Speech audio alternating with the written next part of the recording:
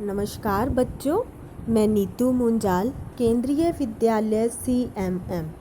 आज हम अपनी कक्षा 10 की हिंदी की पाठ्य पुस्तक क्षितिज भाग 2 में से गद्य पाठ जिसका नाम है लखनवी अंदाज पढ़ने जा रहे हैं। इसके लेखक हैं यशपाल जी। सबसे पहले हम लेखक के विषय में जानते हैं। यशपाल जी का जन्म पंजाब के फतेहपुर में हुआ था और देश के स्वतंत्रता संग्राम में इन्होंने योगदान दिया था और स्वतंत्रता संग्राम में भाग लेने के कारण इन्हें कई बार जेल जाना पड़ा और जेल में रहते हुए भी इन्होंने अपने साहित्य की रचना की। इनके साहित्य की सबसे बड़ी विशेषता यह है कि समाज में रहते हुए समाज का जैसा इन्होंने रूप देखा, जैसे रीति रिवाज देखे, उसी के ऊपर उन्होंने अपनी रचनाएं लिखी हैं। प्रस्तुत पाठ में इन्होंने नवाबों की शानो शौकत और उनके रंग ढंग और उनका जो धन दौलत का उनका जो है उन सब पर इन्होंने कटाक्ष किया है। यह पाठ एक व्यंग्य पाठ है क्योंकि जब हमारे देश का बंटवारा हुआ तो नवाबों की वैसी शानो शौकत नहीं रही जैसी स्वतंत्रता से पहले की थी, लेकिन उनकी धन दौलत शानो शौकत चली गई। उसके बाद भी उनकी जो अकड़ थी वह नहीं गई।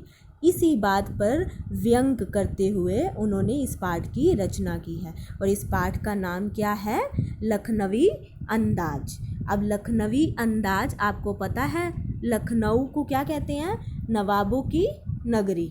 अब नवाबों की नगरी लखनऊ है और जो उनका अंदाज है, स्टाइल है, तो उसको क्या बोलेंगे? लखनवी स्टाइल या लखनवी अंदाज। इसीलिए इस पाठ का शीर्षक रखा है यशपाल जी ने लखनवी अंदाज। अब हम पाठ को पाठ करते हैं। मुफस्सिल की पैसेंजर ट्रेन चल पड़ने की उतावली में फुंकार रही थी। आराम से सेकंड क्लास में जाने के लिए दाम अधिक लगते थे। दूर तो जाना नहीं था। भीड़ से बचकर एकांत में नई कहानी के संबंध में सोच सकने और खिड़की से प्राकृतिक दृश्य देख सकने के लिए टिकट सेकंड क्लास का ले लिया था। सबसे पहले हम कठिन शब्दों के अर्थ लिखेंगे। मुफस्सिल, मुफस्सिल होता है किसी भी शहर का जो सेंट्रल पॉइंट होता है, केंद्र बिंदु। पैसेंजर आपको पता है, पैसेंजर का मतलब ये क्या है? एक अंग्रेजी भाषा का शब्द अर्थात विदेशी शब्द। फुंकार रही थी, फुंकारना होता है धुआं निकालना, ठीक है, धुआं निकालना। तो आगे है एकांत। एकांत होता है अकेले में, अकेले में। सेकंड क्या है? ये भी अंग्रेजी भाषा का शब्द है। क्लास भी क्या है? अंग्रेजी भाषा का विदेशी शब्द। अब लेखक कहते हैं कि लेखक एक बार क्या करे थे? मुफस्सिल यानी कि जहाँ पर रहते थे उसके केंद्र बिंदु से पैसेंजर ट्रेन, रेलगाड़ी मिलती थी। तो जब वह स्टेशन पर ट्रेन पकड़ने के लिए गए तो देखा कि ट्रेन जो है वो सीटी बजा रही है और धुआं निकाल रही है, अर्थात ट्रेन चलने वाली है। अब लेखक क्या सोचते हैं कि उन्होंने क्या करना था? अधिक दूर तक नहीं जाना था, इसीलिए उन्होंने सेकंड क्लास का टिकट ले लिया, क्योंकि उस समय 3 क्लास के टिकट मिलते थे, फर्स्ट क्लास, सेकंड क्लास और थर्ड क्लास। थर्ड क्लास में टिकट का रेट बहुत कम होता था। सेकंड क्लास में मीडियम वर्ग के लोग रहते थे, जाते थे मतलब यात्रा करने, और फर्स्ट क्लास में धनी लोग जाते थे। तो लेखक ने सोचा कि उसने ज़्यादा दूर का सफ़र तो करना नहीं है, तो उसने सेकंड क्लास का टिकट ले लिया। लेखक क्या चाहता था? लेखक चाहता था कि भीड़ से बचकर, कि वो सेकंड क्लास का टिकट उसने इसलिए लिया ताकि उसको सेकंड क्लास के डिब्बे में ज़्यादा भीड़ नहीं मिलेगी और वह अकेले में बैठकर कोई नई कहानी के विषय में सोच सकता है और खिड़की से बाहर का जो प्राकृतिक दृश्य है वह देख सकता है। ये सोचकर लेखक ने कौन से क्लास का टिकट लिया? सेकंड क्लास का टिकट ले लिया। आगे बढ़ते हैं। गाड़ी छूट रही थी। सेकंड क्लास के एक छोटे से डिब्बे को खाली समझकर जरा दौड़कर उसमें चढ़ गए। अनुमान के प्रतिकूल डिब्बा निर्जन नहीं था। एक बर्थ पर लखनऊ के नवाबी नस्ल के। आगे लिखा है, तो जैसे ही लेखक ने सेकंड क्लास का जो टिकट लिया तो देखा कि गाड़ी जो है वो चलने वाली थी, तो उसने दौड़कर गाड़ी को पकड़ा और वह सेकंड क्लास के एक छोटे से डिब्बे में चढ़ गया और सोच रहा था कि वहाँ उस डिब्बे में उसको कोई नहीं मिलेगा, वह अकेला एकांत में बैठकर कहानी की रचना कर सकता है। लेकिन आगे लिखा है, अनुमान के प्रतिकूल। प्रतिकूल होता है जो हमने सोचा था उसका उल्टा। अब यहाँ पर प्रतिकूल शब्द है, प्रतिकूल का विलोम क्या आएगा? अनुकूल, जो हमारी इच्छा के अनुसार हो। प्रतिकूल जो हमारी इच्छा के अनुसार ना हो। निर्जन, निर्जन होता है सुनसान। अब उसने क्या सोचा था? लेखक ने सोचा था कि वो डिब्बा खाली मिलेगा, लेकिन जैसे ही वो डिब्बे में चढ़ा उसका जो अनुमान था उस अनुमान के उल्टा वह डिब्बा सुनसान नहीं मिला। उस डिब्बे की एक सीट पर लखनऊ की नवाबी नस्ल के एक सफ़ेद पोश सज्जन बहुत सुविधा से पालथी मारे बैठे थे। लेखक ने देखा कि जिस डिब्बे में वह चढ़ा है उसकी एक सीट पर क्या था? लखनऊ के एक नवाब सफ़ेद पोश सज्जन। सफ़ेद पोश होता है भद्र पुरुष, अच्छा पुरुष। देखने में जो कैसे लग रहे थे? भद्र पुरुष लग रहे थे और आराम से सीट पर पालथी मारकर वो बैठे हुए थे। सामने 2 ताजे चिकने खीरे तौलिए पर रखे थे। लेखक ने देखा कि उनके सामने जो है वो तौलिए पर ताजे खीरे रखे हुए थे। देखिए चित्र में दिखाई दे रहा है, उनके सामने टावल के ऊपर ताजे खीरे रखे हुए थे। ठीक है, तो डिब्बे में सहसा कूद जाने से सज्जन की आंखों में एकांत चिंतन में विघन का असंतोष दिखाई दिया। अब यहाँ पर असंतोष का विलोम शब्द संतोष। अब लेखक कहता है, जैसे ही मैंने डिब्बे में प्रवेश किया तो नवाब की आंखों में देखकर मुझे ऐसे लगा कि मेरे आने से उनके जो एकांत, उनका जो अकेलापन था, यानी कि वो जो आराम से अकेले में समय बिताना चाहते थे उसमें विघन, उसमें क्या हो गया? विघन, यानी कि उसमें जो है उनको परेशानी हो रही है। अर्थात लेखक को जैसे ही डिब्बे में प्रवेश करते देखा नवाब ने, उसकी आंखों से ऐसे लग रहा था मानो लेखक के प्रवेश से उसे परेशानी हो रही है। सोचा हो सकता है यह भी कहानी के लिए सूझ की चिंता में हो या खीरे जैसी अपदार्थ वस्तु का शौक करते देखे जाने के संकोच में। ठीक है, अब लेखक कहता है कि जब उसने ये देखा कि नवाब साहब जो हैं उन्हें अच्छा नहीं लगा जब मैंने डिब्बे में प्रवेश किया, तो लेखक सोचता है कि उन्हें क्यों नहीं अच्छा लगा। तो लेखक क्या कारण ढूंढता है? लेखक सोचता है कि उन्हें इसीलिए अच्छा नहीं लगा, शायद ये भी मेरी तरह कोई कहानी के बारे में सोच रहे हों, इसीलिए ये एकांत में रहना चाहते हो और मेरे आने से इन्हें अच्छा ना लगा हो। या फिर ये हो सकता है खीरे जैसी अपदार्थ, अपदार्थ मतलब तुच्छ यानी कि छोटी, खीरे जैसी छोटी सी वस्तु को हम इनके जैसे बड़े नवाब को कोई खाते हुए देख लेगा तो इस बात की चिंता के कारण इन्हें अच्छा नहीं लग रहा होगा। आगे पढ़ते हैं। नवाब साहब ने संगति के लिए उत्साह नहीं दिखाया। हमने भी उनके सामने की बर्थ पर बैठकर आत्मसम्मान में आंखें चुरा ली। अब लेखक कहता है, जैसे ही मैंने डिब्बे में प्रवेश किया तो नवाब साहब को अच्छा नहीं लगा, उन्होंने मुझसे कोई बात नहीं की। तो लेखक ने कहा कि तब मैंने भी क्या किया? मैंने भी उनसे आंखें चुरा ली। आंखें चुरा लेना, सामने आने से कतराना। अर्थात लेखक कहता है जब उन्होंने मेरी तरफ ध्यान नहीं दिया तो मैंने भी उनकी तरफ ध्यान नहीं दिया। आंखें चुरा लेना, उनकी तरफ ध्यान नहीं दिया। आंखें चुरा लेना मुहावरा है, सामने आने से कतराना। टाली बैठे कल्पना करते रहने की पुरानी आदत है। नवाब साहब की असुविधा और संकोच के कारण का अनुमान लगाने लगे। अब लेखक जो है उसकी क्या आदत होती है कि जब भी उसे खाली समय मिलेगा तो वह कल्पना करने लग जाता है। अब लेखक के डिब्बे में आने से नवाब साहब को अच्छा नहीं लगा, तो इस विषय में सोचते हुए लेखक कल्पना कर रहा है कि नवाब साहब को अच्छा क्यों नहीं लगा। अब यहाँ पर एक शब्द है असुविधा। जिसका विपरीतार्थक विलोम शब्द सुविधा। संकोच के कारण का अनुमान लगाने लगे। अब लेखक सोच रहा है कि नवाब साहब को क्यों नहीं अच्छा लगा। फिर क्या करता है, कल्पना करके क्या सोचता है, संभव है कि नवाब साहब ने बिल्कुल अकेले यात्रा कर सकने के अनुमान में किफ़ायत के विचार से सेकंड क्लास का टिकट खरीद लिया होगा। यहाँ पर एक शब्द आया किफ़ायत। किफ़ायत होता है कि किफ़ायत होता है कि फजूल खर्ची से बचना, ठीक है, फजूल खर्च ना करना। तो लेखक क्या अनुमान लगाता है कि शायद नवाब साहब ने सेकंड क्लास का टिकट इसलिए लिया होगा ताकि उनके पैसे बच जाएं, और उन्होंने ये सोचा होगा कि सेकंड क्लास के डिब्बे में कोई नहीं आएगा और वह आराम से अकेले यात्रा कर लेंगे। अब आगे लिखा है, अब गवारा न हो कि शहर का, अब गवारा न हो कि, यहाँ से है, अब गवारा न हो कि शहर का कोई सफ़ेद पोश उन्हें मंझले दर्जे में सफ़र करता देखे। लेकिन लेखक कहता है कि जब मैंने अब डिब्बे में प्रवेश कर लिया है तो उन्होंने जो सोचा था कि वह सेकंड क्लास के डिब्बे में आराम से अकेले बैठ के जाएंगे, और अब मेरे जैसे सफ़ेद पोश भद्र पुरुष के इस डिब्बे में आ जाने के कारण उन्हें अच्छा नहीं लग रहा। अकेले सफ़र का वक्त काटने के लिए ही खीरे खरीदे होंगे, और अब किसी सफ़ेद पोश के सामने खीरे कैसे खाएं। अब लेखक कहता है कि इन्होंने जो आगे खीरे रखे हैं ना, अब ये सोच रहे होंगे कि वो अकेले ही सफ़र करेंगे सेकंड क्लास के डिब्बे में और उनका टाइम कट जाए, इसीलिए उन्होंने खीरे खरीद लिए होंगे।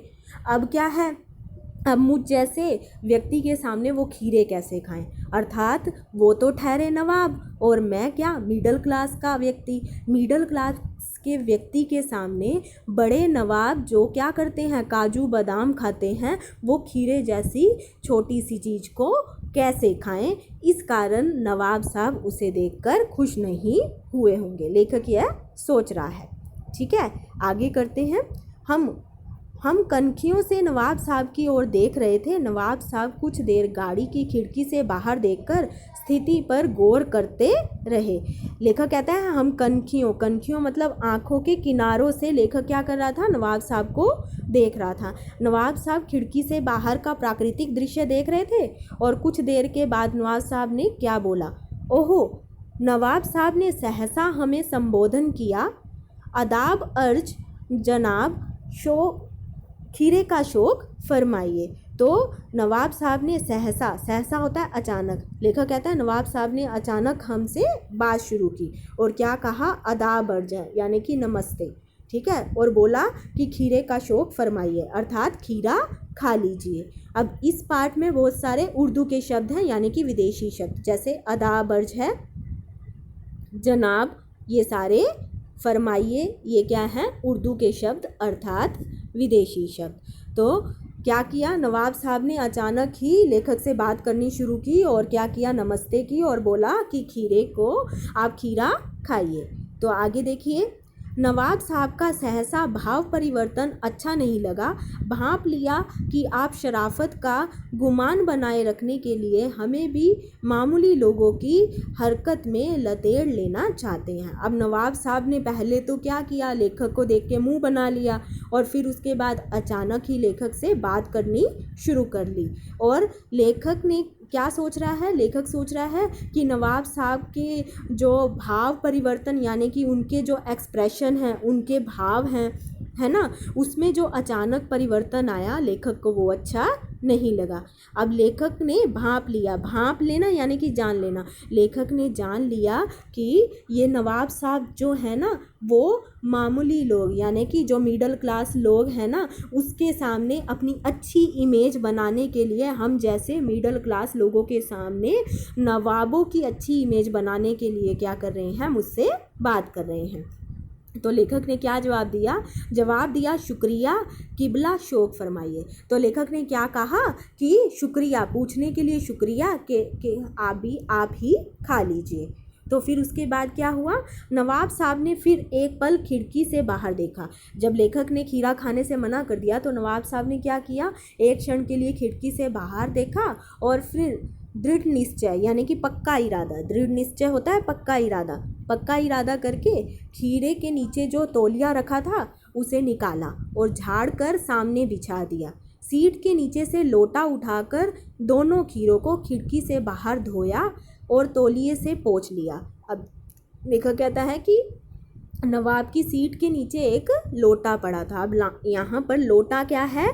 देशज शब्द, जो ऐसे शब्द जो किसी अन्य भाषा से हिंदी में ना लिए गए हों, बल्कि समाज में रहते हुए अपनी आवश्यकता के अनुसार हमने जो शब्द अपना लिए हैं उन्हें क्या बोलते हैं? देशज शब्द। ऐसा ही एक शब्द इस पाठ में आया है, लोटा। लोटा क्या है? देशज शब्द। अब लेखक क्या कहता है कि उनकी सीट के नीचे एक लोटा पड़ा था, लोटे में पानी था। उन्होंने खीरों को खिड़की से बाहर किया, पानी से धो लिया और तौलिए से पोंछ लिया।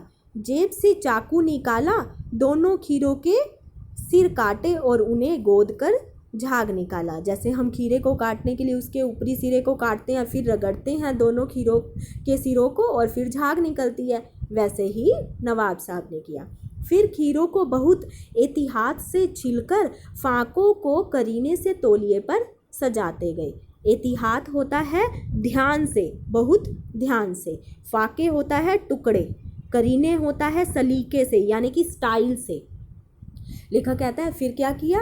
नवाब साहब ने बड़ी आराम से, ध्यान से, एहतियात से खीरे को छीला और उसके टुकड़ों को तौलिए पर करीने से अच्छे से यानी कि स्टाइल से सजा दिया। लखनऊ स्टेशन पर खीरा बेचने वाले खीरे के इस्तेमाल का तरीका जानते हैं। ग्राहक के लिए जीरा मिला नमक, पीसी हुई लाल मिर्च की पुड़िया भी हाजिर कर देते हैं। अब लेखक को याद आ रहा है कि एक बार उसने लखनऊ की यात्रा की थी, तो लखनऊ स्टेशन पर जो खीरा बेचने वाले हैं तो कैसे खीरा बेचते हैं? वे खीरा बेचने के लिए ग्राहक के लिए जीरा मिला हुआ नमक और पीसी हुई लाल मिर्च भी साथ दे देते हैं। अब यहाँ पर एक शब्द आया है हाजिर। हाजिर क्या है? उर्दू का शब्द, विदेशी शब्द। अब आगे लिखा है नवाब साहब ने बहुत करीने से खीरे की फाकों पर जीरा मिला नमक, लाल मिर्च की सुर्खी बुरक दी। अब लेखक कहता है तो नवाब साहब ने भी ऐसे ही किया कि जो खीरे के टुकड़े थे ना, उन पर जीरा मिला हुआ नमक और लाल मिर्च लगा दी। उनकी प्रत्येक भाव भंगिमा और जबड़ों की स्फुरन से स्पष्ट था कि उस प्रक्रिया में उनका मुख खीरे के रसास्वादन की कल्पना से भर गया है। अब लेखक कहता है कि उनकी भाव भंगिमा यानी कि उनके हाव भाव को देखकर और जबड़ों की स्फुरन, जो उनके जबड़े हिल रहे थे, उसको देखकर साफ पता चल रहा था कि खीरे पर नमक लगाकर खीरे को खाने के लिए खीरे के स्वाद से की कल्पना से ही उनके मुंह में क्या हो गया? पानी आ गया है। ठीक है, रसावसादन की कल्पना से पलावित हो रहा था, अर्थात उनके मुख में खीरे को खाने की कल्पना से ही पानी आ गया था, अर्थात वह खीरे को खाने के लिए ललायित हो रहे थे। इस बात का पता लेखक को उनके हाव भाव से लग रहा था। आगे पढ़ेंगे। हम कनखियों से देखकर सोच रहे थे मियाँ रईस बनते हैं लेकिन लोगों की नज़रों से बच सकने के ख्याल से अपनी असलियत पर उतर आते हैं। रईस होता है धनी, है ना। तो लेखक कहता है कि उनकी ये हाव भाव देखकर मैं ये सोच रहा था कि वैसे ये नवाब तो बड़े अमीर बनते हैं, अपनी शान और शौकत का डिंडोरा पीटते रहते हैं और बोलते हैं हम तो इतने रईस हैं, लेकिन जब लोग नहीं देख रहे होते हैं ना तो ये अपनी असलियत पर उतर आते हैं, अर्थात इनका असली चेहरा सामने आ जाता है। जो खीरे जैसी, जैसे अब इन्हें ऐसे लगा कि कोई नहीं देख रहा, तो खीरे जैसी जो छोटी सी वस्तु है उसको देखकर भी इनके मुंह में पानी आ रहा है। तो लेखक कह रहा है वैसे तो लोगों के सामने रईस बनते हैं, जब लोग नहीं देख रहे तो इनकी असलियत अपने आप बाहर आ जाती है, जैसे अब बाहर आ रही है। नवाब साहब ने फिर एक बार हमारी ओर देख लिया। वल्ला शौक कीजिए लखनऊ का बालम खीरा। तो उन्होंने क्या बोला? एक बार फिर लेखक को बोला कि शौक कीजिए यानी कि खाइए, यह लखनऊ का फेमस खीरा है जिसका प्रजाति क्या है? बालम। बालम खीरे की प्रजाति है, यह बालम खीरा है। वल्ला क्या है? उर्दू का शब्द, विदेशी शब्द। नमक मिर्च छिड़क दिए जाने से ताजे खीरे की पिनियाती फाके देखकर पानी मुंह में जरूर आ रहा था, लेकिन इनकार कर चुके थे। आत्मसम्मान निभाना ही उचित समझा।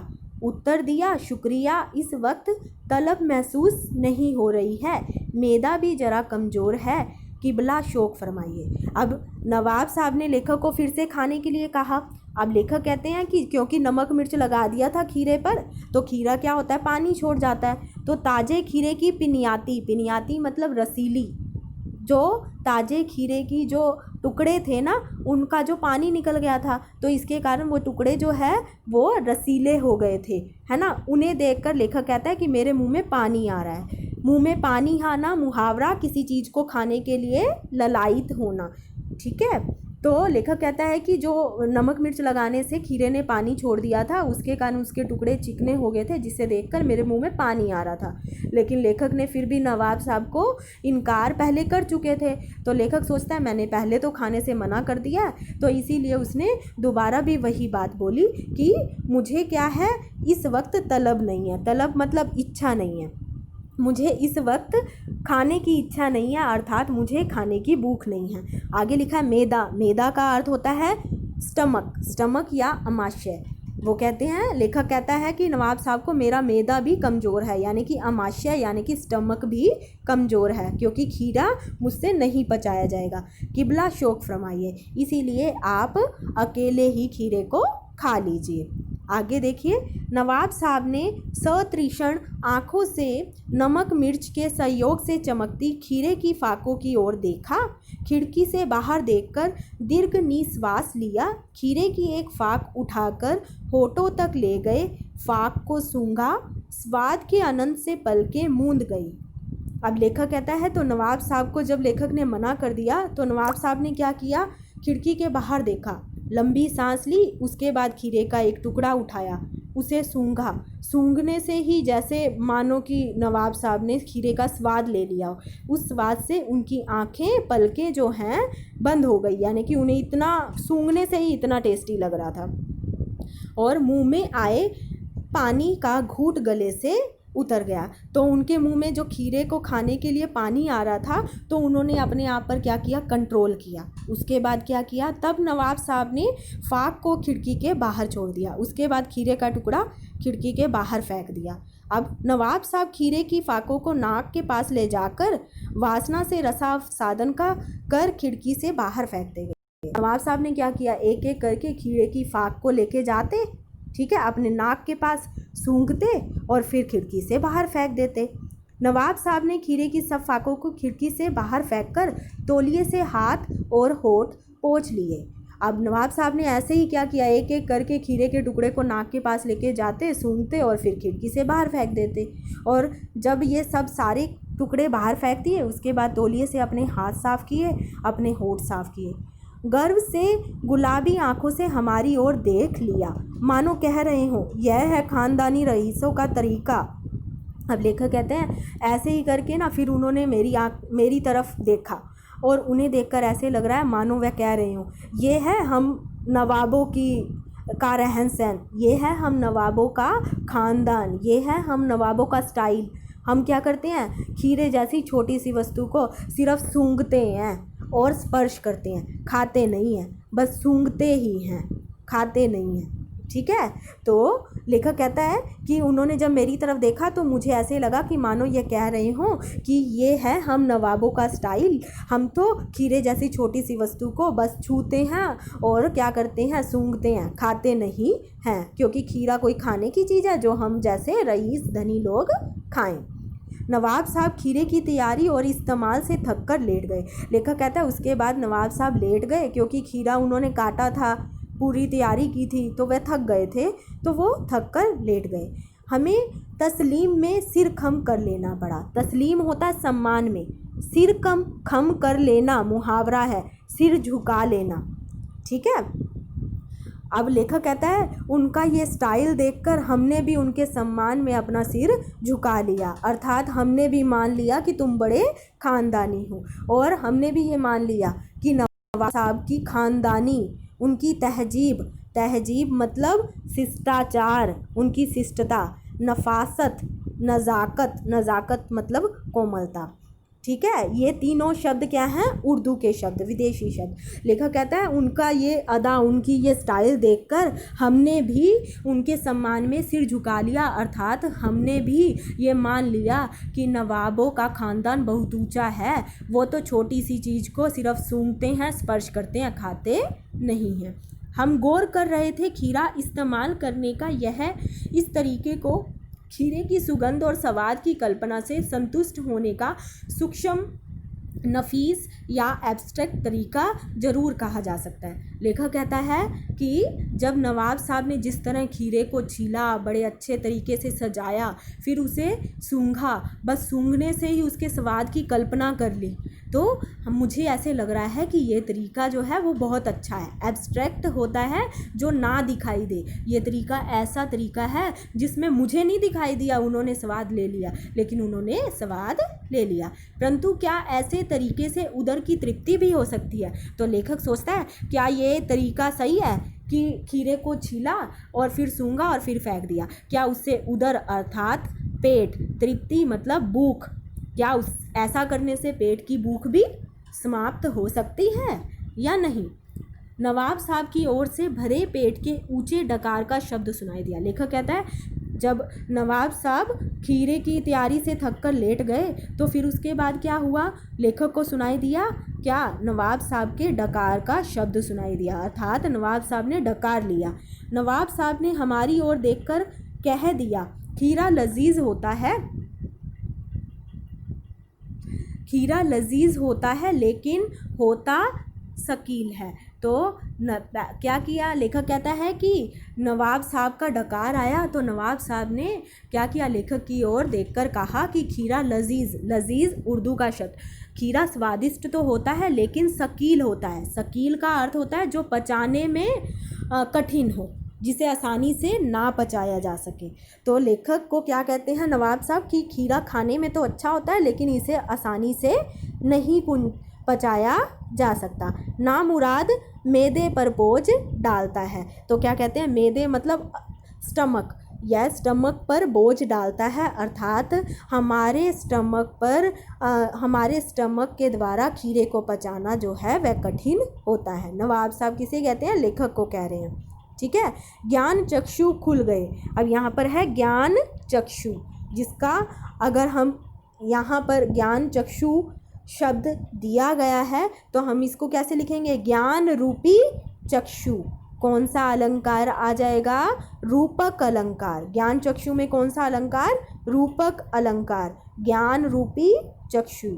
तो लेखक कहता है कि नवाब साहब ने खीरा छीला, सूंघा और फेंक दिया, फिर भी उनका पेट भर गया और उन्हें डकार भी आ गया। ये सब देखकर मेरे ज्ञान चक्षु अर्थात मेरी जो ज्ञान रूपी आंखें हैं वह खुल गई।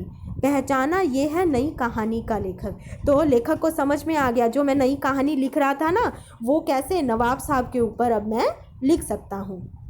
खीरे की सुगंध और स्वाद की कल्पना से पेट भर जाने का डकार आ सकता है तो बिना विचार और घटना और पात्रों के लेखक की इच्छा मात्र से नई कहानी क्यों नहीं बन सकती? अब लेखक सोच रहा है कि जब खीरे की सुगंध लेने से और खीरे को सूंघने से और उनका स्वाद कैसा होगा इसकी कल्पना से ही अगर पेट भर जाने आ सकता है, तो अगर मेरे पास कोई विचार नहीं है, थॉट नहीं है, अगर मेरे पास कोई घटना नहीं है, अगर मेरे पास पात्र नहीं है, तो क्या फिर भी अगर मेरी इच्छा है कहानी की रचना करने की तो मैं कहानी की रचना नहीं कर सकता क्या?